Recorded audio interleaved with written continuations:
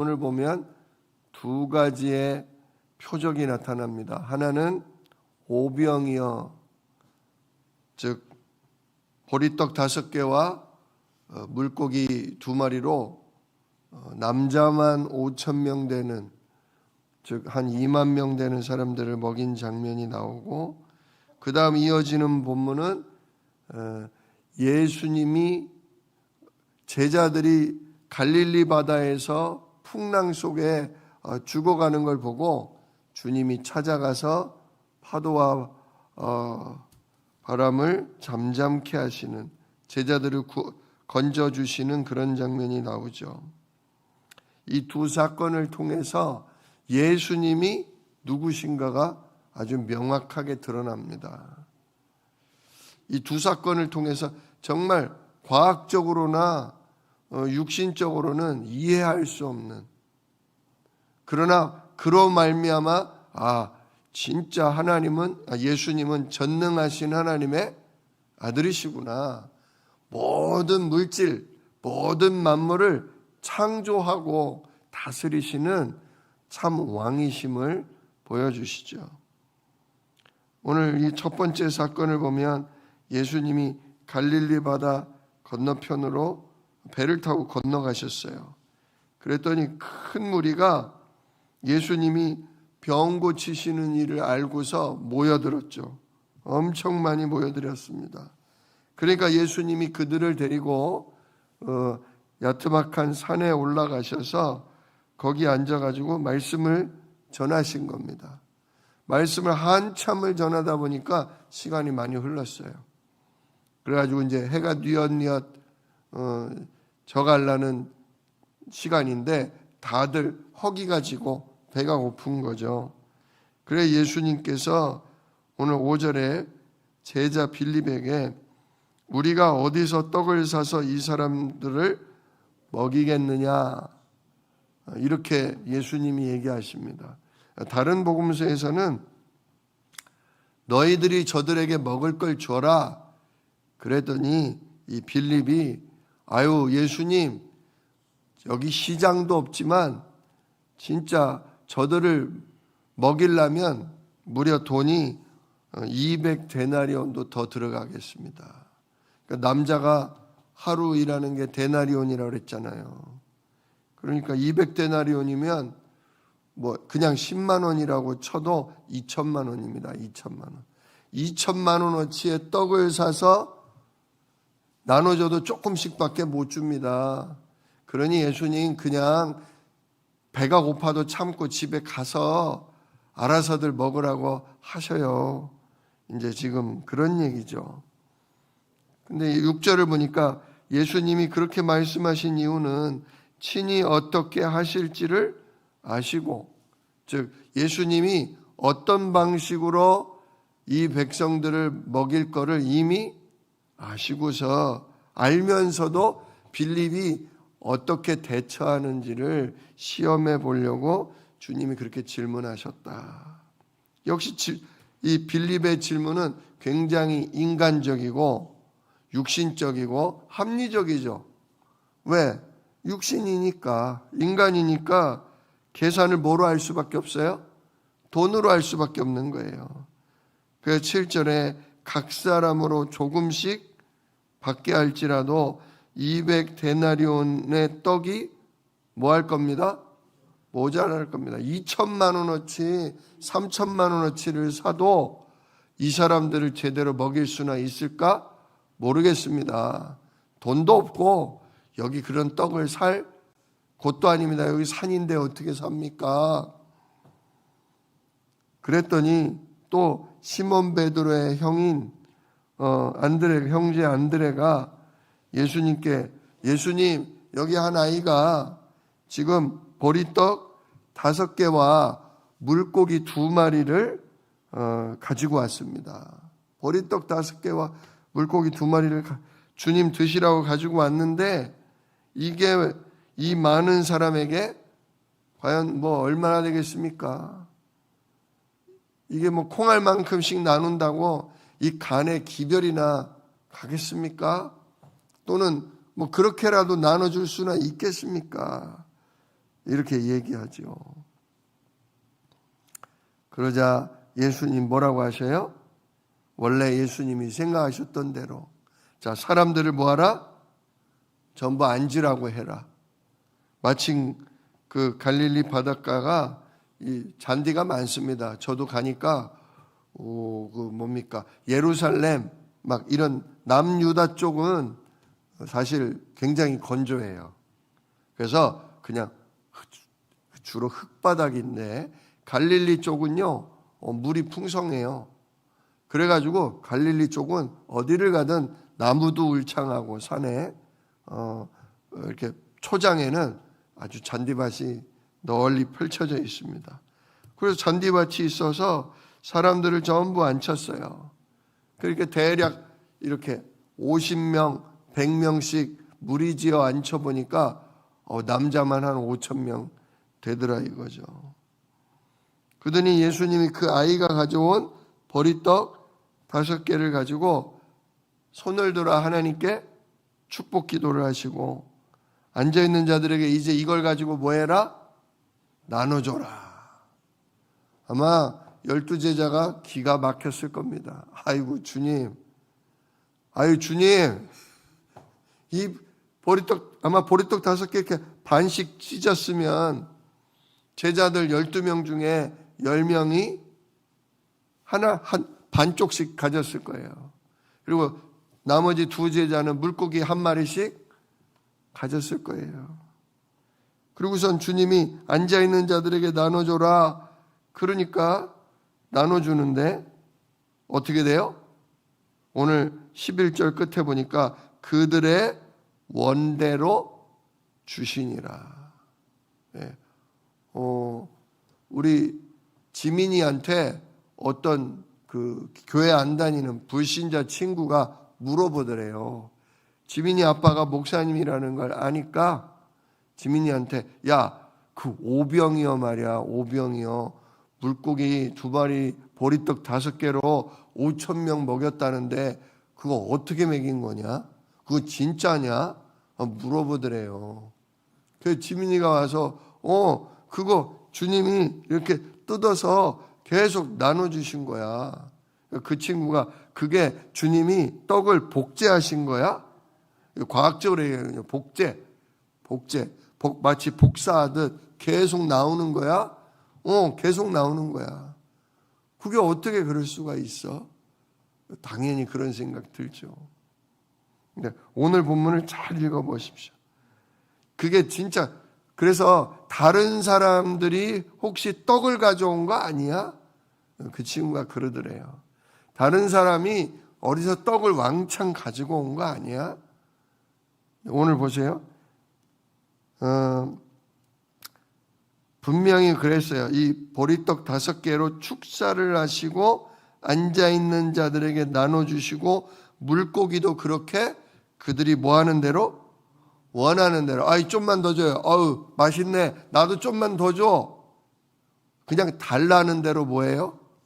나눠줘요. 근데 그들이 뭐 했다? 배가 부른 후에 12절 그들이 배부른 후에 예수께서 제자들에게 이르시되 남은 조각을 거두고 버리는 것이 없게 하라. 우리 예수님 또 알뜰살뜰하게 자 남았다고 배가 불러가지고 남았다고 그거 버리지 말고 그거 뭐하라. 그랬더니 보리떡 몇 개로? 5개로 먹고도 남은 조각이 분명히 얘기합니다. 보리떡 5개로 먹고도 남은 조각. 자, 어디서 가져왔어요? 그런 표현은 전혀 없습니다. 보리떡 5개, 그냥 그 5개 자체로 원하는 대로 나눠줬는데도 먹고 뭐 했다? 남았다. 얼만큼 남았다? 바구니로 12개가 가득 찼다. 그 사람들이 예수께서 행하신 이 표적을 보고, 그죠? 사람들이 이걸 뭐라고 그래요? 표적이라고 그래요. 표적은 기적을 얘기하는 거죠. 기적. 눈앞에서 떡을 찢었는데 찢은 떡이 없어지지 않고 계속 또 생기고 또 생기는. 자, 만약에 이게 예수님의 제자들이 그냥 무슨 소설처럼 예수님을 이렇게 능력자로 만들려고 거짓말로 떡을 떼고 또 떼도 계속 생겨서 이걸로 다 먹었다고 만약에 거짓말을 쳤다고 칩시다. 근데 그 떡을 먹은 사람이 몇 명이다? 남자만 5,000명. 그래서 전체 추산하기를 2만 명 된대요.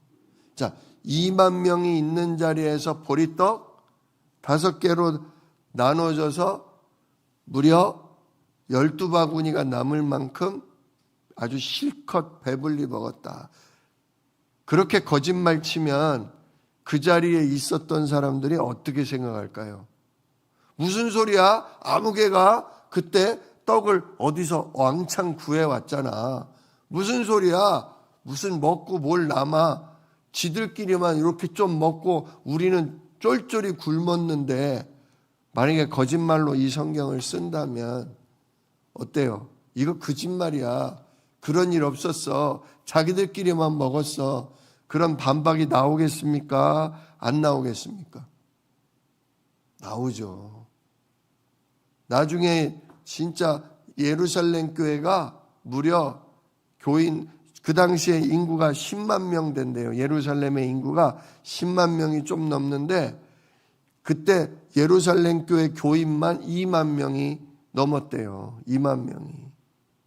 즉 예루살렘 인구의 20%가 기독교인이 됐는데 그 기독교인들 중에 이때 요 떡 얻어먹은 사람이 없었겠어요? 주님을 평상시 따라다니는 사람만, 매일 따라다니는 사람만 12제자 말고도 40명, 70명 이런 사람이 고정적으로 따라다녔다는데 진짜 이거는 많은 사람 입에 오르고 내리던 기적입니다. 그러니까 사람들이 뭐라고 그래요? 14절 예수께서 행하신 이 표적을 보고 뭐라고 말해요? 이는 참으로 세상에 오실 누구라? 그냥 선지자가 아니죠. 그 선지자라. 성경에 예언됐던 신명기에 나오거든요. 마지막 때에 하나님이 우리에게 보내실 메시아 하나님의 아들 그리스도가 올 거다 예언되어 있거든요. 창세기 3장 15절 아담 때부터 하나님이 누굴 보낸다? 여자의 후손을 보내서 뱀의 머리를 상하게 하신다. 예, 바로 왕이시오. 우리의 죄 문제를 해결하실 참 제사장이요. 그래서 하나님의 아들로 오실 그 그리스도 바로 약속됐던 그분이 누구시구나?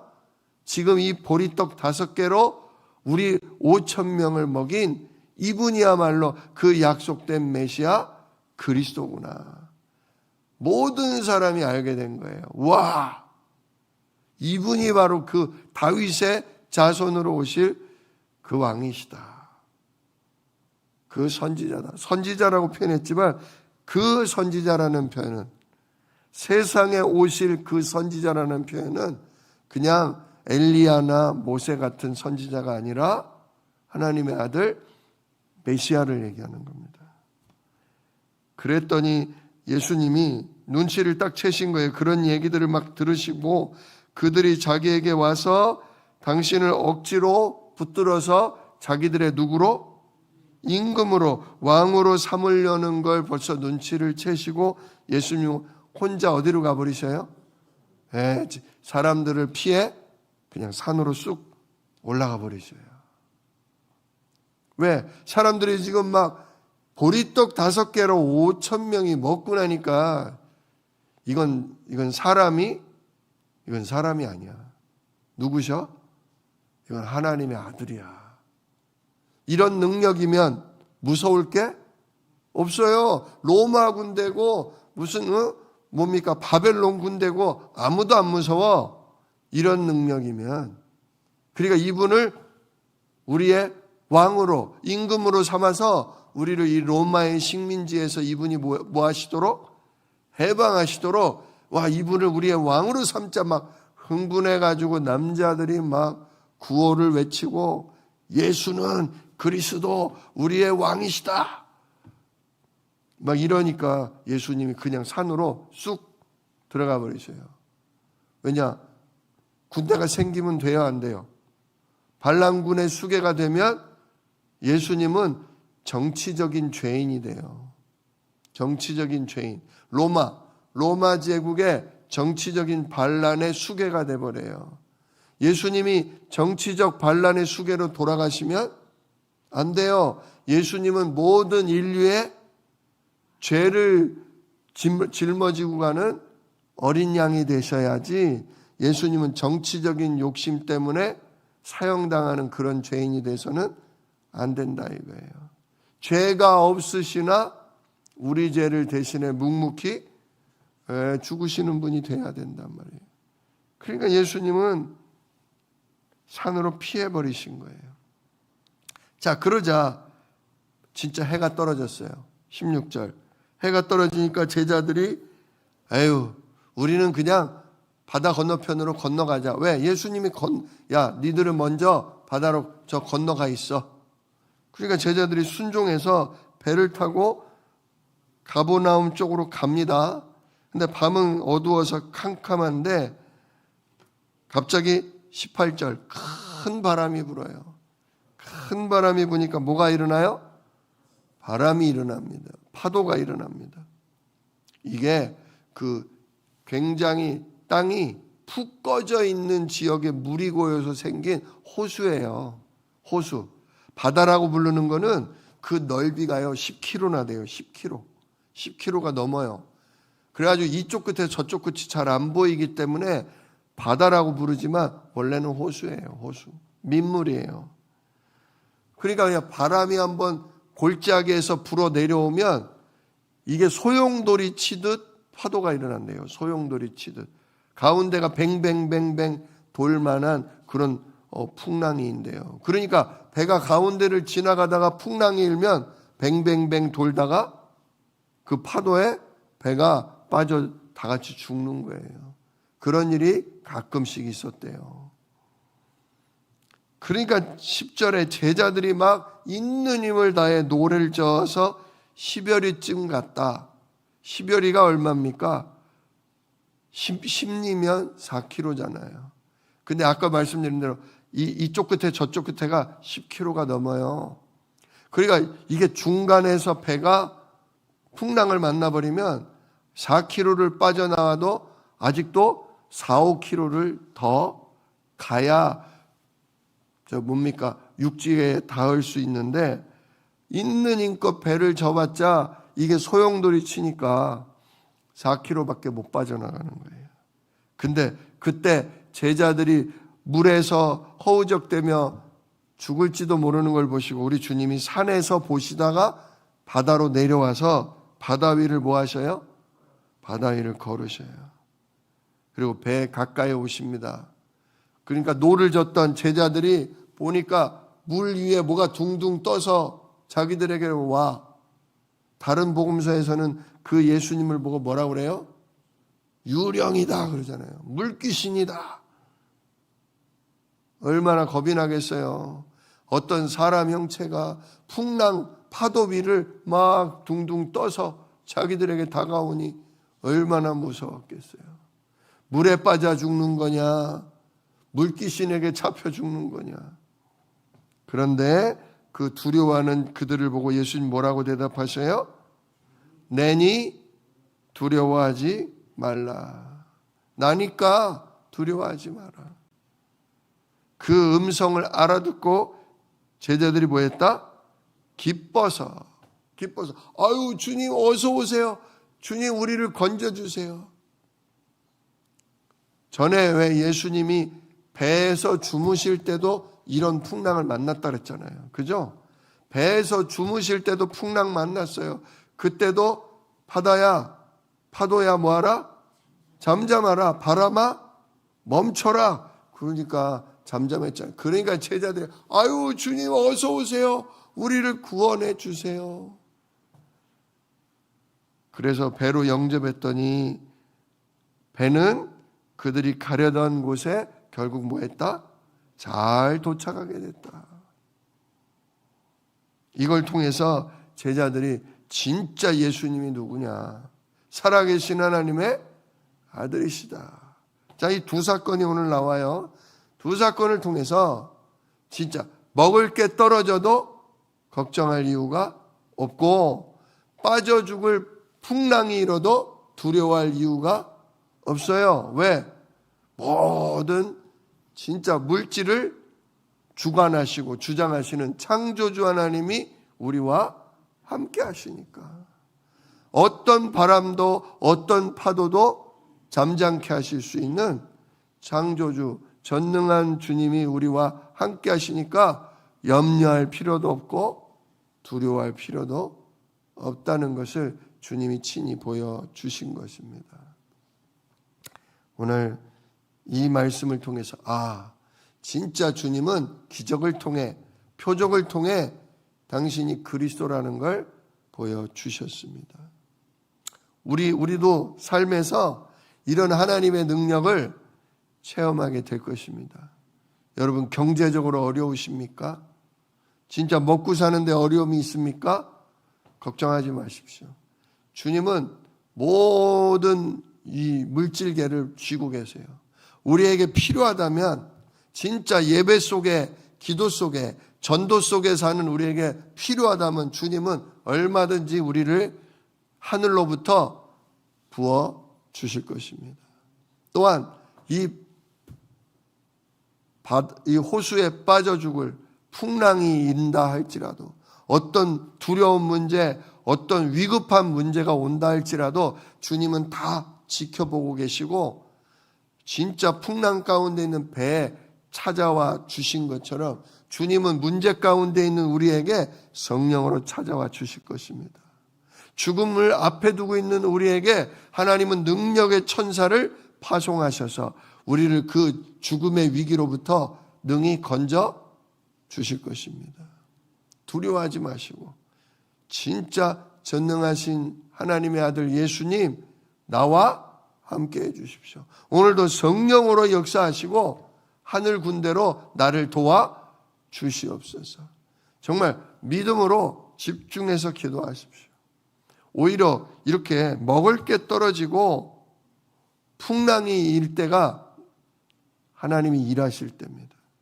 하나님의 계획이 있기 때문에 그런 문제가 온다, 그런 얘기입니다. 믿음으로 그래, 우리 가정에 이런 문제가 왔다는 것은, 나 개인에게 이런 위기가 왔다는 것은 주님이 나와 함께 하신다는, 창조주시오 왕이신 그리스도가 나와 함께 하신다는 증거를 내 주변에, 우리 가정에 나타내시려고, 그래서 하나님은 영광을 받으시고 그리스도의 복음이 이 현장에 전파되게 하시려고 하나님이 계획하신 거다. 오히려 믿고서요, 내니 두려워하지 마라. 내니 두려워하지 마라.